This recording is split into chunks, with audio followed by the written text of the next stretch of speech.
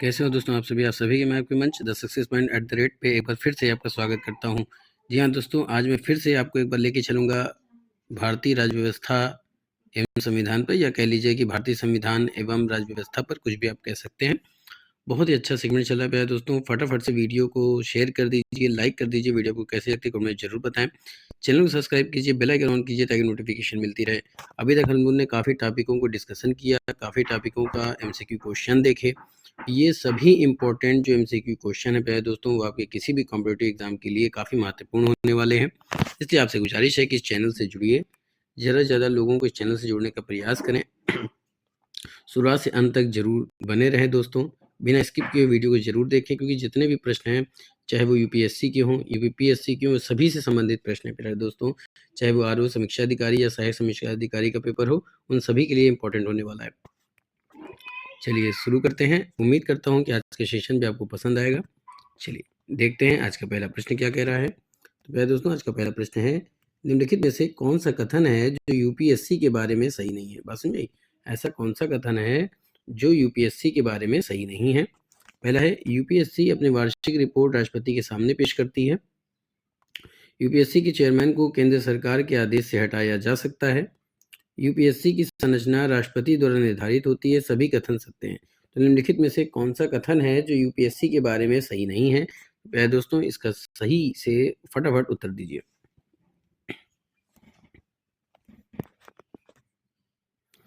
अगर आप ऑनलाइन प्रश्नों को देखना चाहते हैं या और एमसीक्यू क्वेश्चन को देखना चाहते हैं, इससे पहले भी काफ़ी एमसीक्यू क्वेश्चन डाले जा चुके हैं।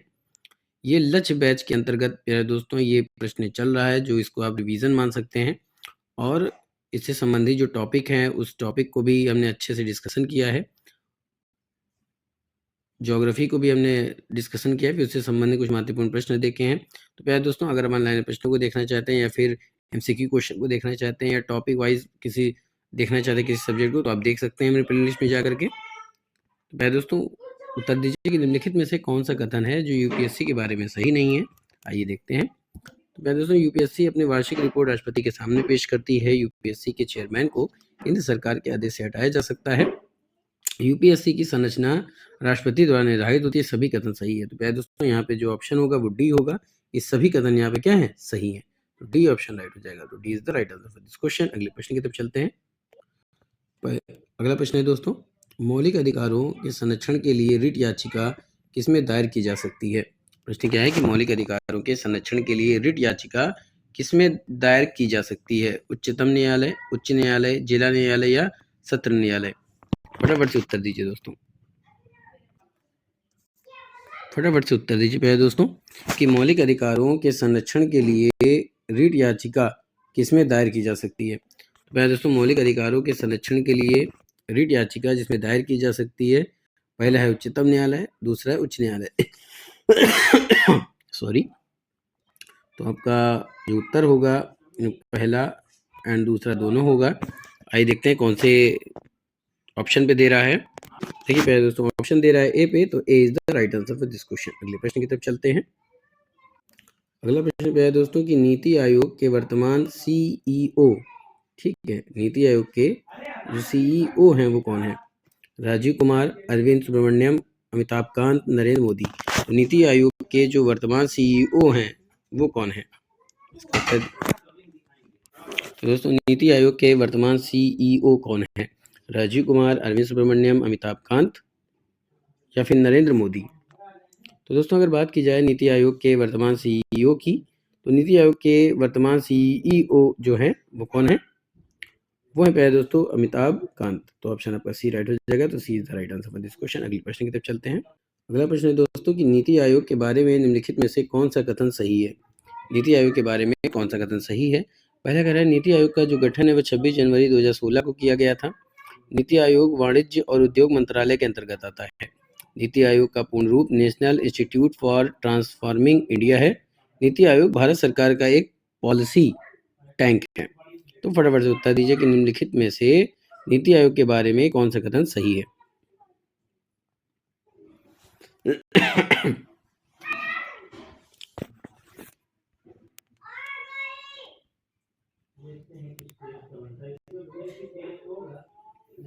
दोस्तों, नीति आयोग की जो स्थापना की गई वो 2017 में की गई थी। नीति आयोग भारत सरकार की एक पॉलिसी है, ये कथन आपका सही हो जाएगा, तो डी ऑप्शन राइट हो जाएगा। D is the right answer for this question. अगले प्रश्न की तरफ चलते हैं। तो प्यारे दोस्तों, अगर नीति आयोग के गठन की बात की जाए, माफ कीजिएगा, तो नीति आयोग का गठन जो है वो हुआ था 1 जनवरी 2015 को, ना कि 2016 को। याद रखिएगा प्यारे दोस्तों, बात समझे दोस्तों। प्रश्न था कि नीति आयोग के बारे में निम्नलिखित में से कौन सा कथन सही है।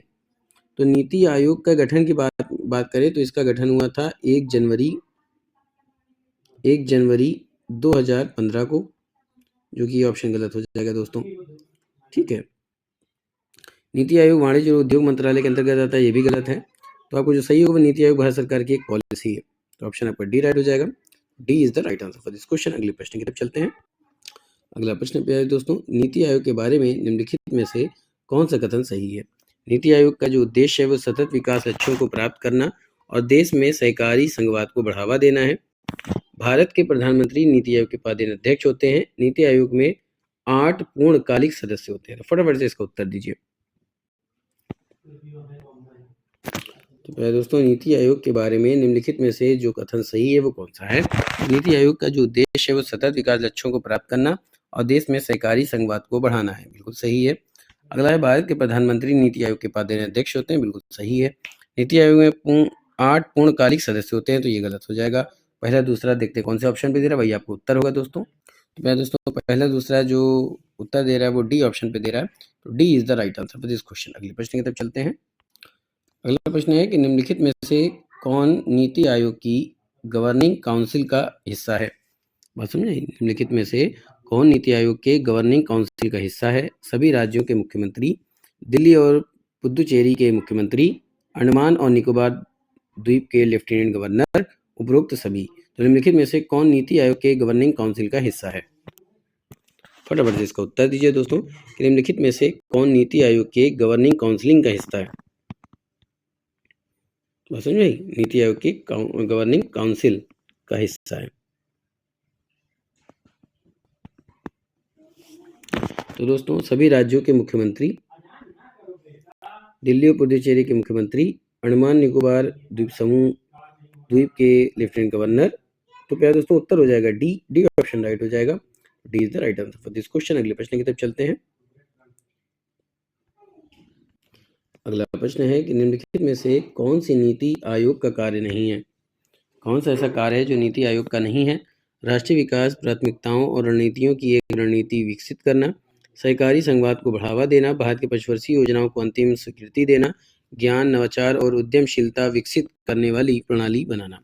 फटाफट से इसका उत्तर दीजिए दोस्तों, बहुत ही अच्छा प्रश्न है। निम्नलिखित में से कौन सा नीति आयोग का कार्य नहीं है।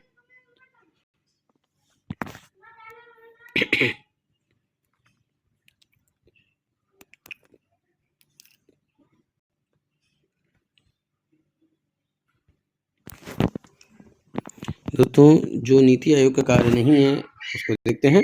तो राष्ट्रीय विकास प्राथमिकताओं और रणनीतियों की एक रणनीति विकसित करना, ये कथन बिल्कुल सही है। सहकारी संघवाद को बढ़ावा देना, ये भी सही है। भारत की पंचवर्षीय योजनाओं को अंतिम स्वीकृति देना, तो ये गलत हो जाएगा। ज्ञान, नवाचार और उद्यमशीलता विकसित करने वाली प्रणाली बनाना, तो ये भी कथन क्या हो जाएगा, सही हो जाएगा। उत्तर पूछा है कौन सा कार्य नहीं है, तो ये ऑप्शन सी राइट हो जाएगा। तो C is the right answer for this question. अगले प्रश्न की तरफ चलते हैं।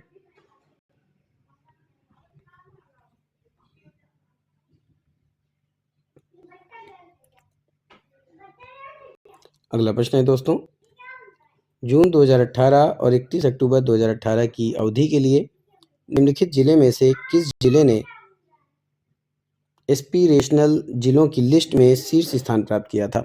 जून 2018 और 31 अक्टूबर 2018 की अवधि के लिए निम्नलिखित जिले में से किस जिले ने एस्पिरेशनल जिलों की लिस्ट में शीर्ष स्थान प्राप्त किया था। विरुद्धुनगर जो कि तमिलनाडु में है, मेवात हरियाणा में है, पाकुड़ की बात करें तो ये झारखंड में है, हैलाकांडी असम में है। तो इसमें कौन सा जिला है जिसने एस्पिरेशनल जिलों की लिस्ट में पहला स्थान प्राप्त किया था, यानी शीर्ष स्थान प्राप्त किया था।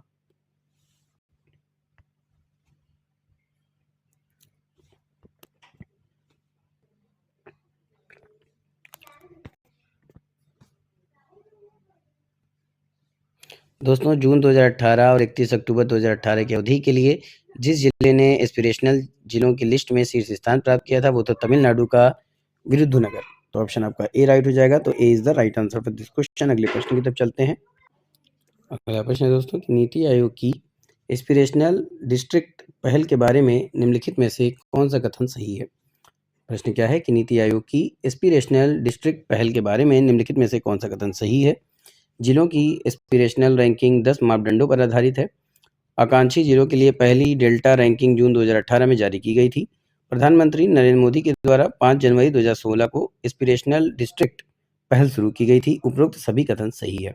तो नीति आयोग की एस्पिरेशनल डिस्ट्रिक्ट पहल के बारे में निम्नलिखित में से कौन सा कथन सही है, आपको इसका उत्तर देना है। तो दोस्तों जिलों की एस्पिरेशनल रैंकिंग मापदंडों पर आधारित है। बात समझ में आ रही है? कौन सा इसका उत्तर सही होगा? तो दोस्तों ये गलत हो जाएगा।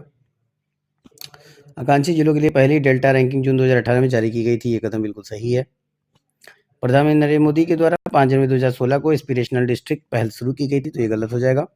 उपरोक्त सभी कथन सत्य है, ये भी गलत हो जाएगा दोस्तों, क्योंकि केवल बी सही है। तो बी ऑप्शन राइट हो जाएगा। तो B is the right answer for this question. अगले प्रश्न की तरफ चलते हैं। आगे के प्रश्न बढ़ने से पहले दोस्तों, अगर अभी तक आपने मेरे चैनल को सब्सक्राइब नहीं किया है तो मेरे चैनल को सब्सक्राइब कर दीजिए, बेल आइकन ऑन कर दीजिए ताकि नोटिफिकेशन मिलती रहे। वीडियो को शेयर कर दीजिए, लाइक कर दीजिए। वीडियो को कैसी लगती है कमेंट में जरूर बताएं दोस्तों। चैनल का सपोर्ट करें, मेरी आपसे दिली निवेदन करता हूं दोस्तों कि चैनल का सपोर्ट करें। द सक्सेस पॉइंट एट एक ऐसा मंच है जो उन टॉपिकों को, उन महत्वपूर्ण प्रश्नों को आपके बीच में लेकर आता है जिससे आप सफलता प्राप्त कर सकें। मेरी ईश्वर से प्रार्थना है कि आप सबका सिलेक्शन हो। तो दोस्तों नीति आयोग के बारे में निम्नलिखित में से क्या सही ढंग से मेल नहीं खाता है। नीति आयोग प्रधान कार्यालय दिल्ली में है। नरेंद्र मोदी इसके अध्यक्ष हैं। पेरेंट एजेंसी भारत सरकार है। नीति आयोग को प्रतिस्थापित किया गया राष्ट्रीय विकास परिषद द्वारा।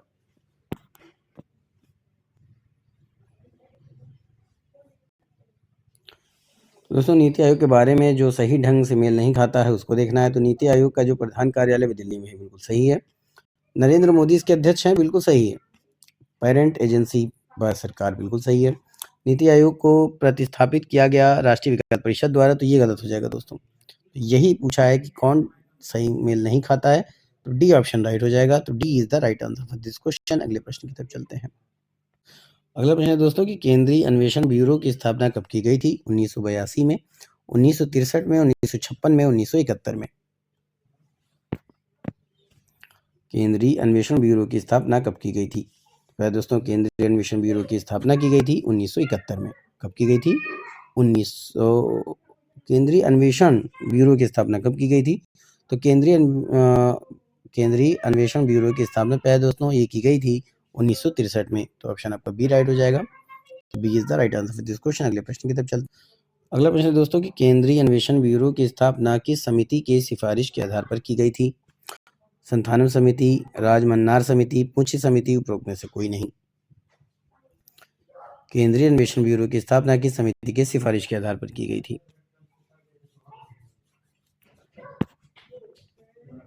दोस्तों अगर बात की जाए केंद्रीय अन्वेषण ब्यूरो की स्थापना की, तो ये संथानम समिति की सिफारिश पर की गई थी स्थापना इसकी, केंद्रीय अन्वेषण ब्यूरो की। तो ऑप्शन आपका ए राइट हो जाएगा। तो A is the right answer for this question. अगले प्रश्न की तरफ चलते हैं। आगे प्रश्न कह रहा है दोस्तों कि निम्न में से कौन सा कथन केंद्रीय अन्वेषण ब्यूरो के बारे में सही नहीं है। सीबीआई को शक्ति दिल्ली विशेष पुलिस प्रतिष्ठान अधिनियम 1964 से मिलती है। यह एक संवैधानिक संस्था है। यह केंद्रीय सतर्कता आयोग की सहायता करती है। इस कमीशन संविधान तथा देश के कानून की रक्षा करना है। तो निम्नलिखित में कौन सा कथन है जो केंद्रीय अन्वेषण ब्यूरो के बारे में सही नहीं है? तो दोस्तों सीबीआई को शक्ति दिल्ली विशेष पुलिस अधिष्ठान अधिनियम 1964 से मिलती है, बिल्कुल सही है। यह एक संवैधानिक संस्था है, ये गलत हो जाएगा। यह केंद्रीय सतर्कता आयोग की सहायता करती है, बिल्कुल सही है। इसका मिशन संविधान तथा देश के कानून की रक्षा करना है, तो ये भी सही हो जाएगा दोस्तों। कुल मिला के दोस्तों पूछा है कि केंद्रीय अन्वेषण ब्यूरो के बारे में सही नहीं वो कौन सा कथन है, तो वो है बी। तो B is the right answer for this question. अगले प्रश्न की तरफ चलते हैं। अगला प्रश्न है केंद्रीय अन्वेषण ब्यूरो के निदेशक की नियुक्ति कौन करता है। राष्ट्रपति, प्रधानमंत्री, केंद्रीय सतर्कता आयुक्त की अध्यक्षता में गठित समिति के द्वारा, गृह मंत्री की अध्यक्षता में गठित समिति द्वारा। तो केंद्रीय अन्वेषण ब्यूरो के निदेशक की नियुक्ति कौन करता है?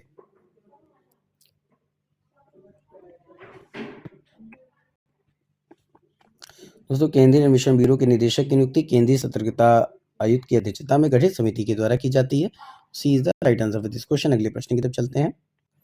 अगला प्रश्न है दोस्तों कि निम्न में से कौन सी शाखा का संबंध सीबीआई से नहीं है? भ्रष्टाचार निरोधक शाखा, आर्थिक अपराध शाखा, फॉरेंसिक विज्ञान और मौसम विज्ञान शाखा। तो निम्न में से कौन सी शाखा का संबंध सीबीआई से नहीं है?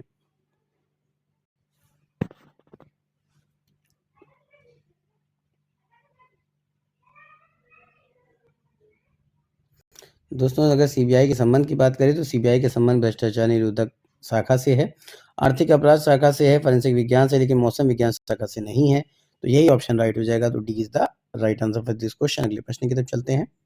अगला प्रश्न है दोस्तों कि निम्न में से किस मामले की जांच का केंद्रीय अन्वेषण ब्यूरो के अंतर्गत आता है? यानी ऐसी कौन से मामले की जांच है जो केंद्रीय अन्वेषण ब्यूरो के अंतर्गत आती है? सीमा शुल्क कानून का उल्लंघन, तस्करी, दुराचार, उपरोक्त सभी।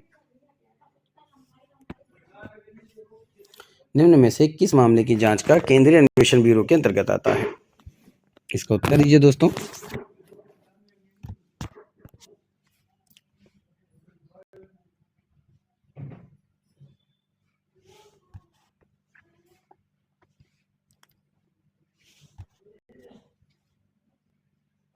दोस्तों, जिस मामले की जांच जो है वो केंद्रीय अन्वेषण ब्यूरो के अंतर्गत आती है वो है उपरोक्त सभी। सीमा शुल्क कानून का उल्लंघन भी, तस्करी भी, दुराचार भी। इसलिए ऑप्शन आपका डी राइट हो जाएगा।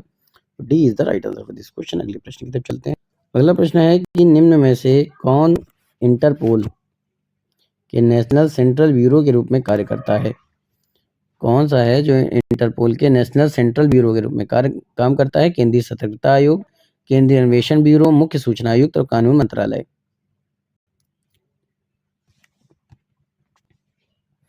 निम्न में से कौन इंटरपोल के नेशनल सेंट्रल ब्यूरो के रूप में कार्य करता है?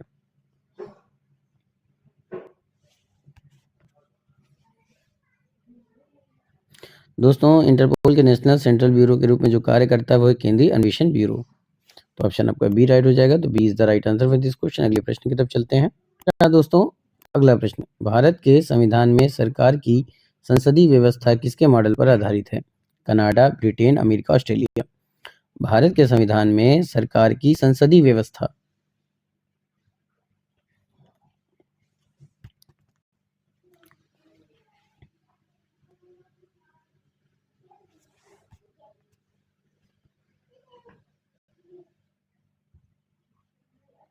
दोस्तों, भारत के संविधान में सरकार की संसदीय व्यवस्था किसके मॉडल पर आधारित है? तो ब्रिटेन के मॉडल पर आधारित है। तो ऑप्शन बी राइट हो जाएगा। B is the right answer for this question. दूसरे प्रश्न और बन सकता है इसी तरह से कि संसदीय शासन प्रणाली कहाँ से ली गई है? तो ये ब्रिटेन से ली गई। कहाँ से ली गई? याद रखिएगा, संसदीय शासन प्रणाली। संसदीय शासन प्रणाली, ठीक है, संसदीय शासन प्रणाली ये भी हो सकता है, ठीक है, संसदीय शासन प्रणाली। चलिए आगे चलते हैं। आगे प्रश्न है कि निम्न में से कौन सा कथन सही नहीं है? अनुच्छेद 74 मंत्रिपरिषद से संबंधित है। मंत्रिपरिषद का जो प्रमुख प्रधानमंत्री होता है। भारत की राजनीतिक और प्रशासनिक व्यवस्था की प्रमुख मंत्रिपरिषद होती है। अनुच्छेद 75 केवल मंत्रियों की नियुक्ति से संबंधित है। तो दोस्तों, पूछा है कि कथन सही नहीं है, तो अनुच्छेद 74 मंत्रिपरिषद से संबंधित है, ये बिल्कुल सही है। मंत्रिपरिषद की जो प्रमुख होता है वो प्रधानमंत्री होता है, ये भी सही है। भारत की राजनीतिक और प्रशासनिक व्यवस्था की प्रमुख मंत्रिपरिषद होता है, ये भी सही है। अनुच्छेद 75 केवल मंत्रियों की नियुक्ति से संबंधित है। बात समझ में आई दोस्तों? यही ऑप्शन क्या हो जाएगा? गलत हो जाएगा। तो यही पूछा है तो ऑप्शन डी राइट हो जाएगा। तो D is the right answer for this question. अगले प्रश्न की तरफ चलते हैं। अगला प्रश्न है दोस्तों कि अनुच्छेद 75 के संदर्भ में कौन सा कथन सही नहीं है? प्रधानमंत्री की नियुक्ति राष्ट्रपति करेगा। प्रधानमंत्री के सदस्यों की संख्या लोकसभा की संख्या के 15% से अधिक नहीं होगी। सभी मंत्री प्रधानमंत्री के प्रसाद पर्यंत पद धारण करेंगे। मंत्रिपरिषद सामूहिक रूप से लोकसभा के प्रति उत्तरदायी होगी। तो अनुच्छेद 75 के संदर्भ में कौन सा कथन सही नहीं है?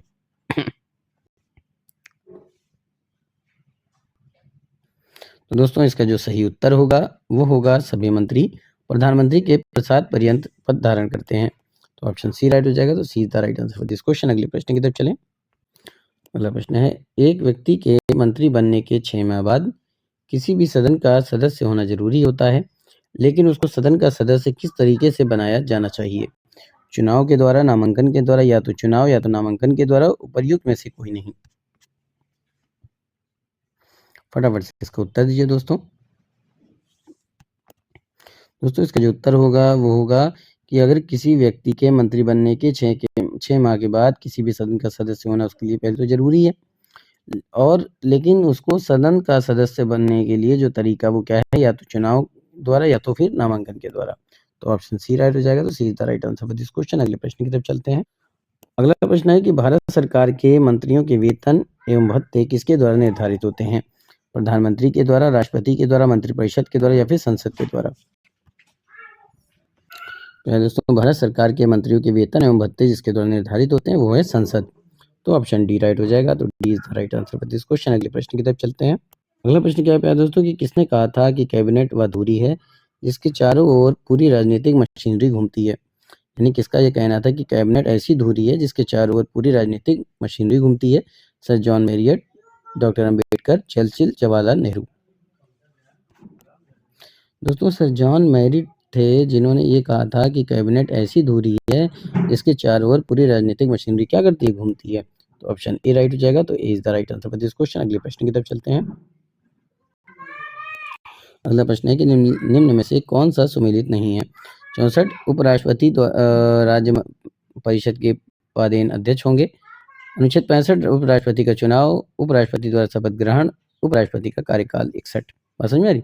64 जो है वो उपराष्ट्रपति राज्य परिषद के पदेन अध्यक्ष होंगे, इससे संबंधित है। अनुच्छेद 65 जो संबंधित उपराष्ट्रपति के चुनाव से। अनुच्छेद 69 उपराष्ट्रपति के शपथ ग्रहण से। अनुच्छेद 61 उपराष्ट्रपति के कार्यकाल से। को बताना है कि निम्न में से कौन सुमेलित नहीं है। दोस्तों अगर अनुच्छेद 64 की बात करें तो उपराष्ट्रपति राज्य परिषद के पदेन अध्यक्ष होंगे, सही है। अनुच्छेद 65 उपराष्ट्रपति का चुनाव, ये भी सही है। अनुच्छेद 69 की बात करें तो उपराष्ट्रपति के द्वारा शपथ ग्रहण, ये भी सही है। लेकिन अनुच्छेद 61 की बात करें तो उपराष्ट्रपति का कार्यकाल से संबंधित नहीं है, ये महाभियोग से संबंधित है। ये राष्ट्रपति के महाभियोग से संबंधित है, याद रखिएगा, महाभियोग।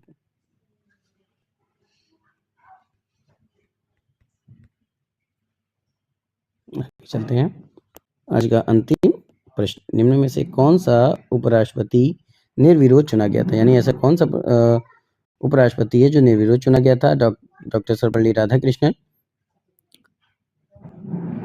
आर वेंकटरमन, वी गिरी, निम्न में से कोई नहीं। तो ऐसा कौन सा उपराष्ट्रपति है जो निर्विरोध चुना गया था? तो दोस्तों वो है